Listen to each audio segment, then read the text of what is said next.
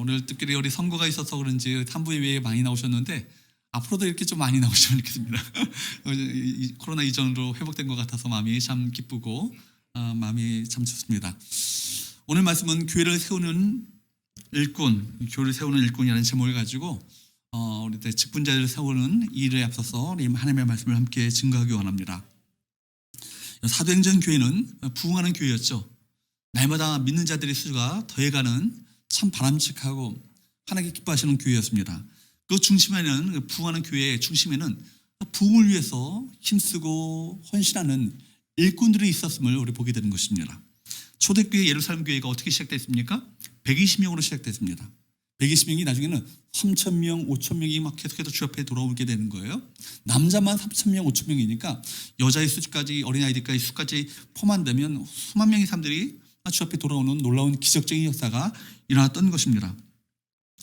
그래서 우리 사도행전 6장 1절 말씀에 보면 그때 제자가 많아졌는데 그렇게 기록하고 있습니다.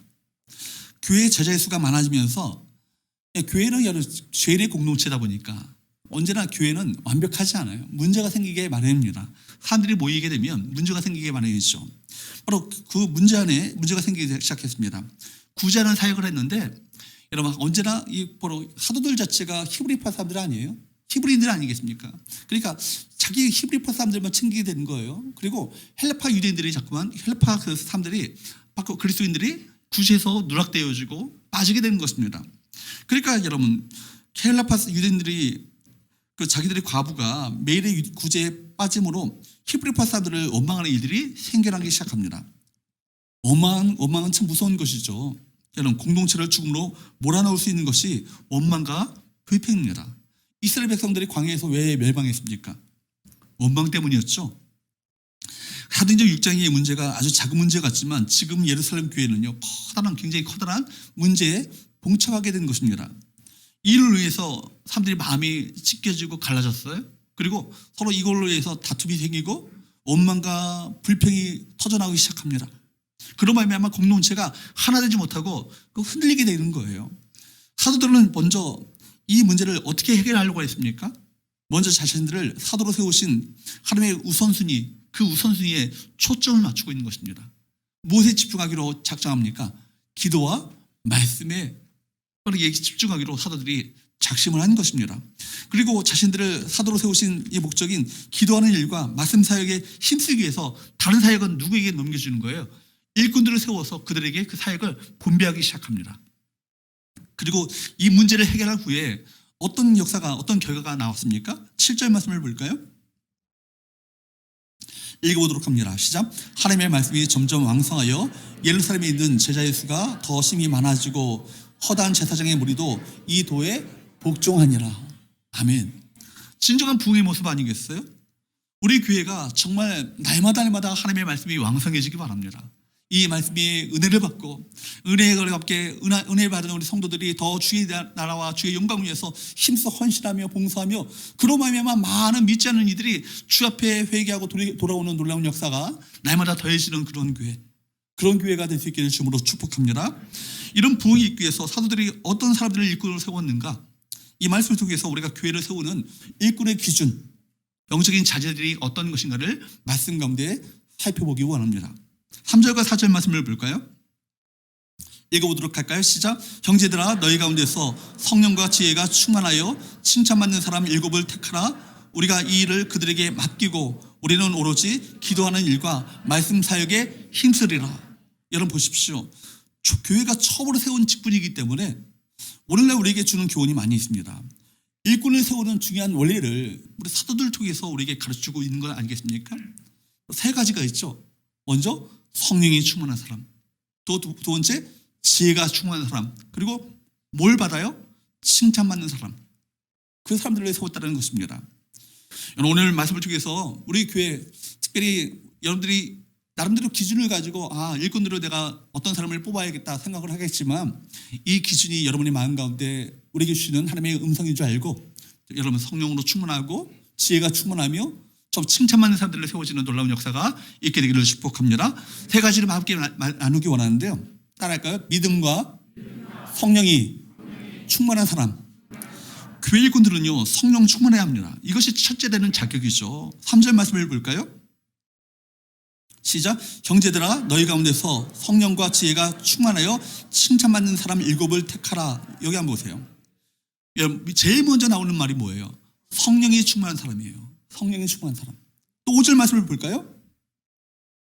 시작. 온 무리가 이 말을 기뻐하여 믿음과 성령이 충만한 사람 스데반과 또 빌립과 브로고로와 니가노르와 디몬과 바메나와 유대교회에 입교했던 안디옥 사람 니골라를 택하여.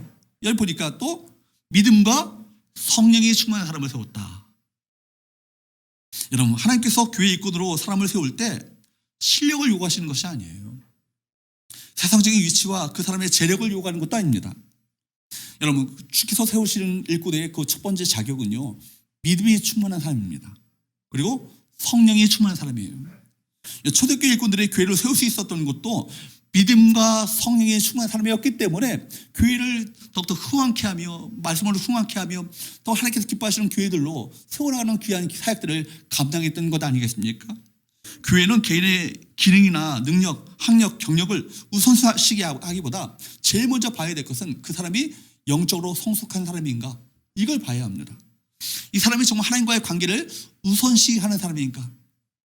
초대교회 예루살렘 교회는요, 안수하여 하나님의 일을 맡기는 사람을 세울 때 다른 조건 본 것이 아니라 이 사람이 정말 믿음으로 충만한 사람인가, 이 사람이 정말 성령으로 충만한 사람인가, 이걸 봤다는 것입니다.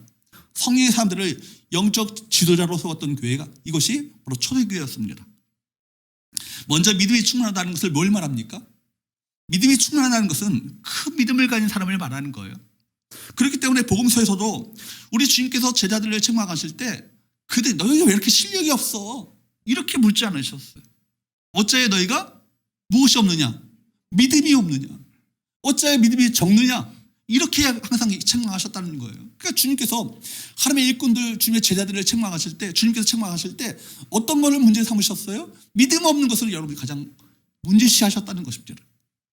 그렇기 때문에 그들의 믿음의 용량을 문제 삼으셨어요. 그렇기 때문에 믿음이 충분하다는 것은 큰 믿음을 가진 것을 의미합니다. 교회는 언제나 믿음의 분량을 중시합니다. 믿음은 계속해서 자란 만큼 역사가 그 믿음만큼 교회 가운데 나타나게 되는 거예요. 우리 힘으로 하는 것과 믿음으로 하는 것은 차원이 다르죠. 우리 힘으로 하는 것, 여러분, 우리의 자원, 우리 실력을 하는 것은 우리가 할 수 있는 것만큼만 합니다. 그러나 여러분, 믿음으로 하는 사람들은요, 그 믿음의 사이즈만큼, 그 믿음의 용량만큼, 믿음의 그릇만큼 하나님께서 그 은혜를 부으시는 것 아니겠어요? 그러므로 여러분, 하나님을 기대하는 마음을 가지고 우리 행할 때 우리가 할 수 없었던 하나님의 크신 놀라운 능력과 놀라운 역사, 놀라운 은혜가 그 교회 가운데 부어지는 것입니다. 사랑하는 여러분, 믿음의 사람들이 될 수 있기를 축복합니다.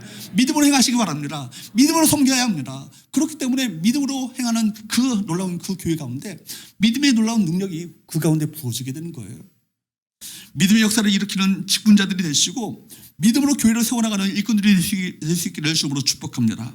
교회를 할 때 직분자와 공동체가 믿음의 능력에 의해서 거대한 일도 어떻게 보면 쉽게 간단하게 할 수 있는 반면에 어떤 일은 참 작은 일도 벅차고 힘들게 겨우겨우 하는 경우가 있어요. 무엇의 차이예요? 믿음의 차이죠. 주님의 사역은 여러분 쉽지 않은 일입니다. 특별히 직분을 감당한다는 것, 이거 쉬운 일이겠어요? 시간을 들이고 물질을 헌신해야 되고 육체 노동에 함께 해야 되기 때문에 한두 번은 어쩌다가 잘할 수 있어도 계속해서 기쁨으로 그것을 능히 감당할 수 있는 것은요, 거기에 무엇이 필요해요? 믿음이 필요한 것입니다. 또 사역을 감당할 때 언제나 거기에는 무엇이 있습니까? 사단의 공격이 있어요. 사단의 시험이기 때문에 사단의 시험에 내가 흔들리지 않고 요동치 않고 내게 맡겨진 사명을 위해서 달려갈 수 있는 것, 무엇이에요? 믿음이 필요합니다. 그렇기 때문에 여러분 주의 사역 나라를 위해서 힘든 일을 감당하려면 고난을 이기고 시험을 이기고 심지어 많은 희생이 따르는데 그때 필요하고 힘을 발휘할 수 있는 것이 믿음이라는 것입니다. 또 여러분, 성령이 충만하다는 것을 뭘 의미합니까? 성령이 충만하다는 것은 여러 가지 개념으로 우리가 설명할 수 있겠지만 주권 개념이에요. 주권 개념. 그리스도의 영이신 성령이 그 안에 거하심으로 말미암아 그 삶 전체를 지배하시고 통치하시며 주권적으로 이끌어 가시는 거기 앞에 우리가 순복해 나가는 것, 이것이 성령 충만의 개념 아니겠어요? 그렇기 때문에 한마디로 세상과 구별된 상태를 말하는 것입니다. 하나님의 영이 그 사람을 구별하여서 그 사람의 생각과 그 사람의 언어와 그 사람의 행동 모든 것을 지배하시고 통치하시는 상태. 그 위해서는 우리가 성령의 이끄심에 순종하는 믿음이 필요한 것이죠. 그러므로 이런 사람은 누구 중심으로 살아가겠습니까? 하나님 중심으로, 나 중심이 아니라 하나님 중심으로, 주님 중심으로 살아가게 됩니다. 자기의 모든 것을 주를 위해서 기꺼이 내어 바칠 수 있는 이런 각오가 되어 있는 것이죠. 스데반처럼 주님께서 맡겨주신 일을 하다가 죽을 수 있는 사람, 교회가 하는 일을 하면 만사를 제쳐놓고 앞장설 수 있는 사람, 살아 죽으나 오직 주의 영광을 위해서 일할 수 있는 사람을 성령이 충만한 사람이라 성경은 우리에게 말씀하고 있는 것입니다. 그러므로 교회는 직분자를 세울 때 여러분 분명한 기준을 가지셔야 돼요. 이 사람이 정말 믿음과 성령이 충만한 사람인가? 그것은 무엇입니까? 교회 출석한 연수와 그동안에 봉사했던 헌신도, 예배 생활과 온전한 11조와 같은 헌금 생활, 청지의 의무를 다하는 것도 이거 중요하겠지만 무엇보다도 분명한 기준을 우리 주님께서 세워놓으셨어요. 믿음과 성령이 충만한 삶이라는 거예요. 그러므로 여러분, 성령 충만함이란 영적 성숙도를 보여주는 기준이에요. 성령 충만하면 그 사람의 인격과 삶이 크게 달라집니다. 어떻게 변할까요? 갈라디아서 5장 22절 23절 말씀 여러분 잘 아시는 말씀이죠. 오직 성령의 열매는, 읽어보도록 할까요? 시작. 오직 성령의 열매는 사랑과 희락과 화평과 오래 참음과 자비와 양성과 충성과 온유와 절제니 이 같은 것을 금지할 법이 없느니라. 여러분, 이 지금 9가지 성품의 열매를 보시면서 누가 떠오릅니까? 누가 떠오르세요? 예수님 떠오르시잖아요. 그죠? 그러니까 성령 충만한 사람은요, 예수님 닮은 사람이에요. 예수의 성품을 닮기로 따라가는 사람이 바로 성령 충만한 사람인 것입니다. 성령 충만한 사람은 성령의 이끌림을 받기 때문에 성령의 사람이 됩니다. 성령 충만한 사람은 성령께 순종하기 때문에 그 삶 가운데 성령의 열매가 나타나게 되는 거예요. 교회의 직분자는 그렇기 때문에 먼저 성령의 인격, 성령의 성품, 성령의 열매로 직분을 감당하는 성숙함이 있어야 될 줄로 믿습니다. 우리 모두가 다 작은 예수로 살아가는 건 아니겠어요? 그죠? 예수 닮은 성품으로 주의 나라와 주의 영광을 위해서, 주의 몸놀기를 위해서 충성하며 헌신하며 희생하며 기꺼이 섬겨나가는 그 각오가 되어 있을 때, 여러분, 그 교회는요, 놀라운 하나님의 그 부흥의 역사가 있게 되는 거예요. 하나 되어서 어떤 갈등의 요소가 있다 할지라도 그거 성령의 열매로 더 덮고 품어주며 용서하며 용납하며 서로 함께 보듬어주고 감사정으로 말미암아 함께 하나로 되어서 하나님의 귀한 사역들을 감당해 나가는 건 아니겠습니까? 빌립보서 3장 3절 말씀에도 보면 이런 말씀이 있죠. 우리가 봉사할 때 어떻게 봉사해야 되는가? 읽어보도록 할까요? 시작. 하나님의 성령으로 봉사하며 그리스도 예수로 자랑하고 육체를 신뢰하지 아니하는 우리가 곧 할례파라. 할례파 사람들이 뭐예요? 우리 율법 잘 지킨다고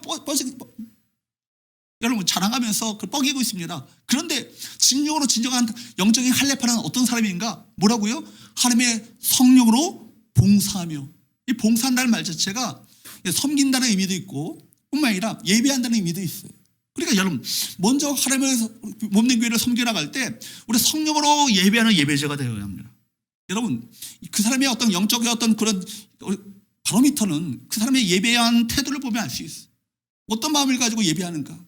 어떻게 열정을 가지고 갈망하며 하나님 앞에 나아가고 있는가? 이걸 보면 알 수 있는 것이죠. 우리가 예배할 때 하나님의 성령으로 예배할 수 있기를 주로 축복합니다. 또한 하나님의 몸된 교회를, 주의 몸된 교회를 섬겨 나갈 때 하나님의 성령으로 봉사하셔야 되는 거예요. 여러분, 또한 갈라디아서 5장 25절 26절 말씀에 보면 이렇게 말씀합니다. 시작. 만일 우리가 성령으로 살면 또한 성령으로 행할지니 헛된 영광을 구하여 서로 노엽게 하거나 서로 투기하지 말지니라. 여러분, 성령으로 살게 되면 어떻게 될까요? 성령으로 행하게 되죠. 그로 말미암아 헛된 영광을 구하지 않아요. 서로 노엽게 하거나 서로 투기하지 않아요. 반대로 여러분 성령으로 살지 않는다면 반드시 거기에는요 헛된 영광을 추구하게 되어 있어요. 자아의 영광, 자아의 높임, 그죠? 나의 어떤 그 영광을 위해서 모든 걸 하는 거예요. 그러니까 자기가 저 주의 영광을 위해서 하는 것이 아니라 자기 좋은 대로 하는 거예요. 자기 열심을 가지고 합니다. 자기가 높임 받기 위해서 합니다. 결국 그 영광을 자기가 추구하고 하죠. 그렇게 되니까 어떻게 됩니까? 서로 노엽게 되시고 서로 질투하며 투쟁하며 여러분 다투고 나눠지고 갈등하는 것 아니겠습니까? 그러므로 하나님의 일꾼들, 특별히 교회에서 직분을 감당할 때 하나님의 뜻대로 행해야 내 뜻대로 아니라 내 열심으로 하는 것이 아니라 하나님의 뜻대로 행해야 그것이 축복이 되는 것입니다. 그러므로 여러분 하나님의 일꾼들 교회에서 직분을 감당할 때 여러분 우리가 하나님의 뜻을 알려면 여러분 하나님의 성령 충만해야 하는 것입니다. 성령 충만하려면 여러분 그렇기 때문에 그 사람은 여러분 하나님의 직분을 감당하기 위해서 잘 직분을 감당하기 위해서는 어떻게 합니까? 기도해야 합니다. 기도해야 하나님과 깊이 기도하고 교제를 해야 하는 것입니다. 교회 직분을 맡기 전에 먼저 하나님과 깊은 기도의 시간과 깊은 교제의 시간을 갖는 것이 필요해요. 그래야 여러분 하나님의 뜻을 헤아리며 분별하며 하나님의 사역을 감당할 수 있는 건 아니겠어요? 여러분 교회를 세우는 일꾼이 되기 위해서 하나님과 깊은 영적 관계를 맺어가는 성령 충만한 사람이 될 수 있기를 주님으로 축복합니다. 특별히 교회 직분자일수록 여러분 엎드리셔야 합니다. 기도하는 자리에 나오셔야 합니다. 제가 이렇게 거듭 말씀드리는 이유는 그렇게 하지 않고 여러분 직분을 감당하면 그것이 그 사람에게 독이 됩니다. 여러분 우리가 기도하면서 직분을 감당할 때만이 그것이 축복이 되는 거예요. 여러분 묻겠습니다. 믿음이 충만하여서 주님 중심으로 살고 계십니까? 성령 충만한 그리스도이십니까? 영적으로 성숙한 그리스도이십니까? 하나님과의 깊은 영적 관계를 맺어가고 계십니까? 그렇지 못하다면 여러분 이 시간 우리 결단하기 바랍니다. 주님, 내가 믿음으로 충만하여져서 정말 주님 중심으로 주님 영광만을 바라보면서 내가 삶을 살아갈 수 있도록 도와주옵소서. 성령 충만한 그리스도인이 되게 하여 주옵소서. 영적으로 성숙하여서 모든 사람을 품어나가는 정말 성숙한 그리스도인이 될 수 있도록 도와달라고. 또 하나님과의 깊은 영적 관계를 맺음으로 말미암아 주님께서 공급하신 힘을 가지고 주의 사역을 받들어 섬길 수 있도록 도와달라고 기도하시는 우리 성도들 될 수 있기를 주님으로 축복합니다.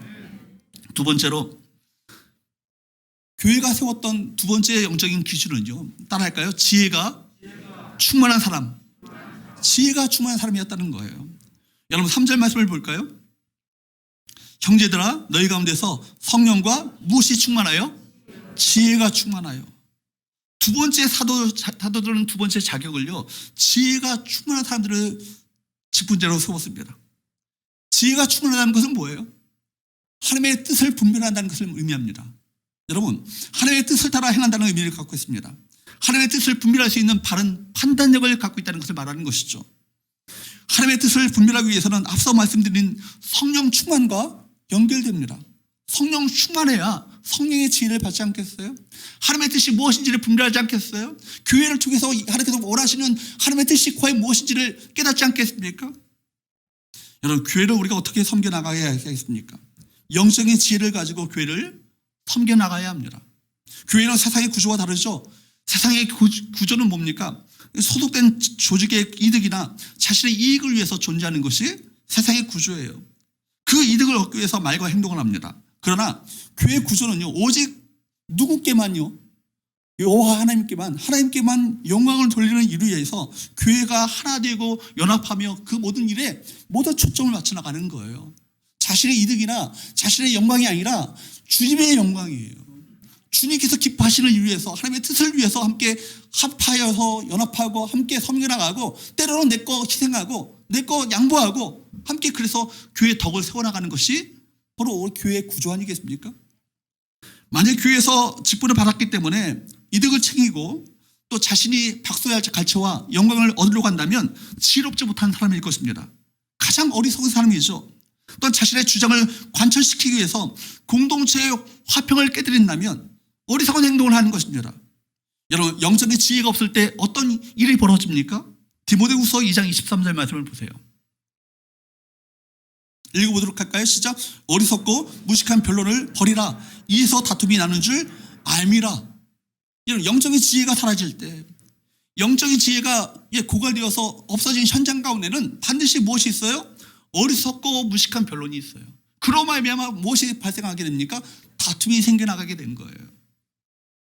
여러분 영적인 지혜가 없으면요, 교회 안에 어리석고 무식한 변론들이 막 난무합니다. 다 자기 생각대로 자기 주장하고 자기 주장을 관철시키려고 서로 다투고 싸우게 되는 일들이 벌어지게 된다는 것입니다. 똑똑하고 잘난 것이 아니라 영적으로 지혜로워야 주님께서 기뻐하시는 교회를 세워나갈 수 있는 거예요. 그래서 땅의 지혜와 하늘의 지혜가 얼마나 다른지를 삶으로 나타내 보여야 한다라고 야고보 사도는 강조하고 있는 것입니다. 야고보 사도는 우리에게 하늘로부터 온 지혜를 가르쳐 줍니다. 위로부터 온 지혜가 과연 무엇인가? 야고보서 3장 17절 18절 말씀을 볼까요? 중요하니까 천천히 한번 읽어보도록 합니다. 시작. 오직 위로부터 난 지혜는 첫째 성결하고 다음에 화평하고 관용하고 양순하며 긍휼과 선한 열매가 가득하고 편견과 거짓이 없나니 화평하게 하는 자들은 화평으로 심어 의의 열매를 거두느니라. 여기서 강조하는 핵심이 뭐예요? 화평하게 하는 거예요. 화평하게 하는 거예요. 위로부터 난 지혜가 드러나게 된다면 화평하게 되느라 화평하게 만드는 자들이 되는 것이죠. 지금 공동체가 큰 위기 가운데 있었잖아요. 구제사역으로 말미암아 헬라파 유대인들이 그리스도인들이 항상 이 구제사역에서 누락됨으로 말미암아 교회 안에 원망과 불평이 막 터져나오고 공동체 안에 폐가 갈리고 다툼의 어떤 일복 직전 가운데 교회가 부전 직전 가운데 생기게 되었습니다. 그때 사도들이 어떤 사람을 세워야 한다? 지혜가 충만한 사람을 세워야 한다. 즉 지혜가 충만한 사람은 어떤 사람이에요? 화평하게 하는 사람이에요. 그러니까 오늘 제가 말씀을 묵상하면서 이 성의 하늘로부터의 지혜는 이 화평과 연결되어 있구나. 정말 화평과 연결되어 있는 것이 하늘의 지혜구나 하는 것을 깨닫게 되었습니다. 어떤 사람은요 바른 말을 하고 옳고 그름을 따지는 것을 참 잘해요. 그때 화평이 깨어집니다. 그거요 위로부터 난 지혜 아니에요. 진리를 말하고 정의를 말한다고 하는데 더 문제가 복잡해진다면 위로부터 난 지혜가 아니라 그것은 땅의 지혜라는 것입니다. 위로부터 난 지혜는 반드시 무엇과 연결되어 있어요? 화평과 연결되어 있어요.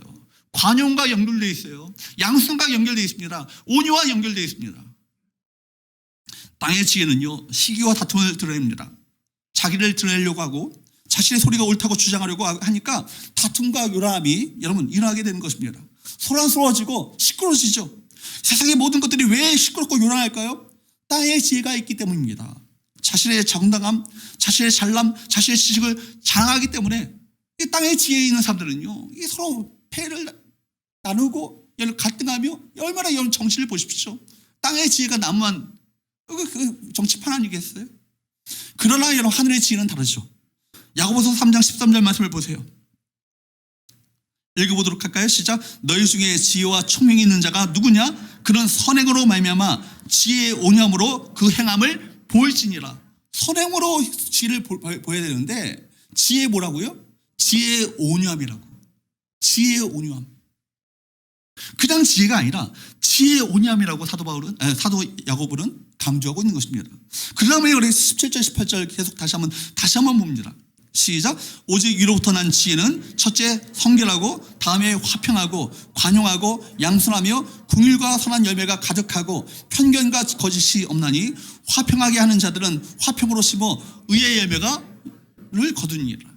여러분 지혜 온유함이 과연 무엇인가를 17절 18절에서 사도 야고보는 강조하고 있는 거예요.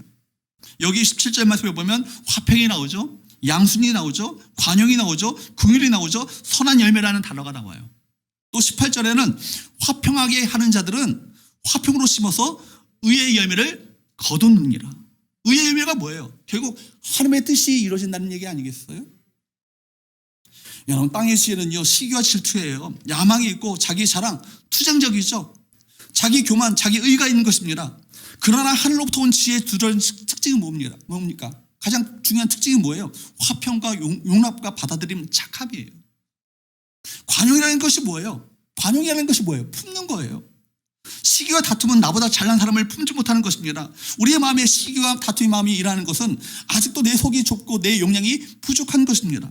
나보다 내 친구가 잘 되면 아낌없이 박수를 쳐줄 수 있어야 되는데 그게 되지 않아요. 오늘날 교회 안에서 분쟁이 많이 일어나고 우리 사회도 끝없이 분쟁과 대립과 극단적인 투쟁이 일어나는 이유가 뭐예요?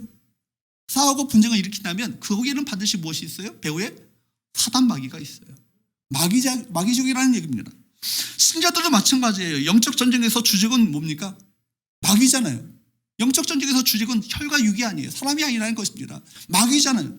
그 마귀와 싸워야 되는데 교회 안에서 성도들끼리 패를 만들어서 싸우는 일들이 얼마나 많이 일어나. 한국 교회가 몸살 앓고 있는 것이 이거 아닙니까? 교회가 여러분 교회 싸움을요 싸우다 못해가지고 법정까지 갖고 갑니다. 그죠? 목사와 장로파가 나눠져가지고 서로 고발하고 고소하며 다투는 일들이 세상 사람들 보기에 얼마나 부끄러운 일들이 벌어지고 있습니까? 아군에게 총뿌리를 겨누는 격이죠. 그죠? 이거요 하늘로부터 온 지혜 아닙니다. 마귀에게 속고 있는 거예요. 그 현장 가운데는요, 마귀가 춤을 추고 있습니다. 위로부터 주어진 지혜를 가졌다면 여러분 무엇으로 입증해야 합니까? 반드시 화평을 드러내야 합니다. 성숙한 신앙이란 사람을 얼마나 품을 수 있는가, 그것으로 결정되는 거예요. 깨는 쪽이 아니라 화평을 이루는 쪽이 하늘의 지혜를 선택하는 것입니다. 그러므로 여러분, 교회는 바른 말 하는 것이 아니라 어떤 말 하는 곳이에요? 덕스러운 말 하는 곳이에요. 옳고 그름을 따지는 것이 아니라 여러분, 화평을 이루는 쪽이 바로 화평을 선택해야 하는 것입니다. 그러므로 여러분, 주님께서도 이 땅 가운데 오셨을 때 바로 어떤 자들 팔복을 얘기하시면서 어떤 자가 복되다고요? 화평하게 하는 자가 복이 있나니 그들은 하나님의 아들이라 일컬음을 받을 것이며. 화평하게 하는 자, 피스메이커, 누가 화평을 이루셨어요? 누가 이루셨어요? 예수님께서 십자가에서 이루신 그 사역이 뭐예요? 화평의 사역 아니에요? 내가 죽고 다른 사람을 살리는 그 화평을 선택하신 것이 주님의 그 사역 아닙니까? 그런 자들은요, 주님과 같이 하나님의 아들이라고 일컬음을 받을 것이라고요. 여러분, 주님의 몸된 교회를 받아 섬길 때요, 때로 내 생각과 다르다 할지라도 품어줘야 합니다. 그리고 용납해야 합니다. 그리고 공동체 하나됨을 위해서 기꺼이 내 것을 양보할 줄 아는 우리 직분자들을 낼 수 있기를 주으로 축복합니다. 그러므로 교회를 할 때 최고의 우선순위, 최상의 가치는 화평이에요. 성경에서 말하는 지혜는 반드시 화평과 연결됩니다. 이것이 영적인 지혜가 추가의 가치인 것입니다. 일을 좀 늦게 하거나 진행되거나 일이 때로는 일을 하지 않아도 괜찮습니다. 교회 공동체를 깨뜨리면서까지 할 일은 아무것도 없는 거예요. 왜 우리 일을 합니까? 왜 사역을 합니까? 사랑으로 연합하고 사랑으로 하나 되기 위해서 일을 하는데 일 때문에 공동체가 깨어진다면 그 일 안 하는 것이 좋습니다. 여러분, 이런 사람은, 어떤 사람은요, 너무 세게 강조하다가 관계가 다 깨어집니다. 그 지혜로만입니다. 하늘의 지혜를 가장 잘 드러내는 사람은 분쟁 안으로 들어가 화평하게 하는 사람이에요. 이 사람이 하늘의 지혜를 가진 사람인 것입니다. 이 사람이 바로 초대교회 공동체의 바로 이 구제 문제로 말미암아 나눠졌던 이 마음들을 다 하나로 묶었던 귀한 사역을 감당했던 사람들이 이 바로 직분자들 아니겠습니까? 교회를 위한다는 것이 뭐예요? 사랑과 화평보다 더 높은 가치는 없어요. 기억하십시오. 반대 의견은 있을 수 있습니다. 나와 같은 생각을 갖지 않는 사람이 있는 것은 당연한 것이죠. 자연스러운 일입니다. 자기 의견을 주장할 수 있습니다. 그러나 최종적인 뭐예요? 그것은 하나님의 판단에 맡기는 거예요. 절대로 안 된다고 한다면 내가 하지 않아도 하나님께서 되게 하지 않으실 것입니다. 우리는 관용이 절실한 시대 가운데 살고 있습니다. 평화가 절대적으로 필요한 시대 가운데 살고 있어요. 사도행전 교회, 지금 교회 안에 원망과 불평 때문에 교회가 하나됨이 깨어지고 심각한 이 분열의 상태 가운데 있었던 이 상태 가운데 그 문제를 해결하기 위해서 사도들이 어떤 사람을 세웠다고요? 어떤 사람? 지혜가 충만한 사람을 세웠다는 거예요. 지혜가 충만한 사람이라는 것은 하늘의 지혜, 화평케 하는 사람, 피스메이커를 세웠다는 것입니다. 그로 말미암아 공동체를 하나로 만드는 그 일에 적극적으로 협력하고 헌신하며 희생하는 그 사람들이 세워졌다는 것입니다. 그로 말미암아 공동체가 그 위기를 극복할 수 있었습니다. 사랑하는 여러분, 화평하게 하는 자들은 뭐가 있다고요? 복이 있나니 그들은 무엇이라 일컬음을 받게 된다고요? 하나님의 아들이라 일컬음을 받게 된다. 여러분, 하나님의 아들처럼 하나님의 아들로서 우리 직분을, 사명을 감당하는 우리 모든 성도들 될 수 있기를 주님으로 축복합니다. 세 번째, 마지막으로 사도들이 세웠던 세 번째 기준은요, 칭찬받는 사람이에요. 따라할까요? 칭찬받는 사람. 3절 말씀을 볼까요? 형제들아, 너희 가운데서 성령과 지혜가 충만하여 뭐라고요? 칭찬받는 사람 7을 택하라. 어떤 사람이 칭찬받을까요? 오늘 물론 본 말씀에서는 성령과 지혜가 충만하여 칭찬받는 사람이라고 말하고 있습니다. 그런데 여러분, 특별히 칭찬받는 사람은요, 헌신과 섬김에 있어서 남달라요. 주를 위한 헌신, 주를 위한 섬김, 그거에 있어서 다른 사람의 본보기가 되어지고 모델 케이스가 되는 사람, 그 사람들이 칭찬받는 사람들 아니겠어요? 그 사람들이 어떻게 주님을 섬길까요? 베드로전서 4장 11절 말씀을 볼까요? 읽어보도록 합니다. 시작. 만일 누가 말하려면 하나님의 말씀을 하는 것 같이 하고, 여기까지. 여러분, 말할 때요, 내가 하고 싶은 말 아무렇게나 짓거리는 것이 교회가 아니에요. 교회 안에서는, 이 공동체 안에서는 내가 말하려면 어떻게 말해야 된다고요? 하나님의 말씀을 하는 것 같이 하셔야 된다는 얘기예요. 하나님의 말씀을 하는 것 같이 한다는 것은 어떤 말일까요? 사람을 살리는 말이에요. 사람을 세우는 말이에요.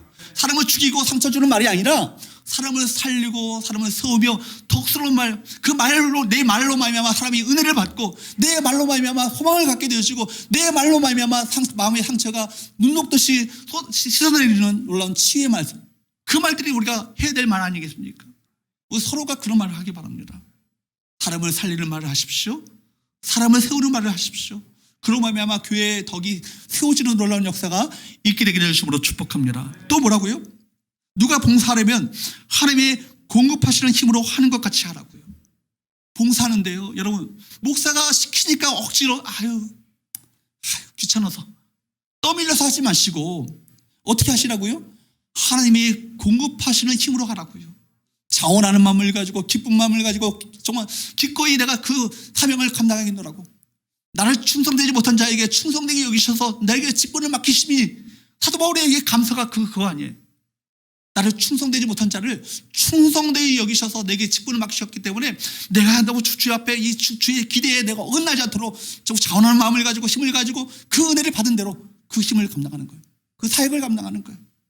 그렇게 되면 어떻게 될까요? 이는 왜냐하면 이렇게 해야지만 범사에 예수 그리스도 말미암아 누가 영광 받으세요?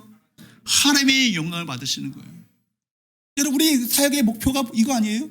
사람의 영광 받고 사람 높임 받고 사람의 영광을 취하는 것이 아니라, 여러분 뭐예요? 하나님 궁극적으로 영광 받으시도록 교회 안에서 우리 말을 하려면, 여러분 하나님의 말씀을 하는 것 같이 하시고, 누가 봉사하려면 떠밀어서 억지로 하는 것이 아니라, 마지못해 하는 것이 아니라 하나님께서 공급하시는 힘으로 하는 것처럼 힘있게 그 사역을 감당할 때 결국 예수 그리스도로 말미암아 하나님께서 영광 받으신다. 여러분, 사도행전의 첫 교회를 세웠던 섬기는 그 직분자들은 믿음이 충만했고 성령이 충만한 사람이었습니다. 어떤 지혜가 충만하여서 화평케 하는 자들이었습니다. 뿐만 아니라 많은 사람들로부터 헌신과 섬김에 있어서 칭찬받는 자들이었어요. 그로 말미암아 주님께서 영광 받으시는 놀라운 역사가 나타났고, 그로 말미암아 하나님의 말씀이 흥황하여서 더 믿는 제자의 수가 더 많아지는 부흥을 가져오는 자들이 되었다는 거예요. 우리 모든 성도들이 이런 자세를 가지고 우리 주의 몸된 교회를 받들어 섬길 수 있기를 축복합니다.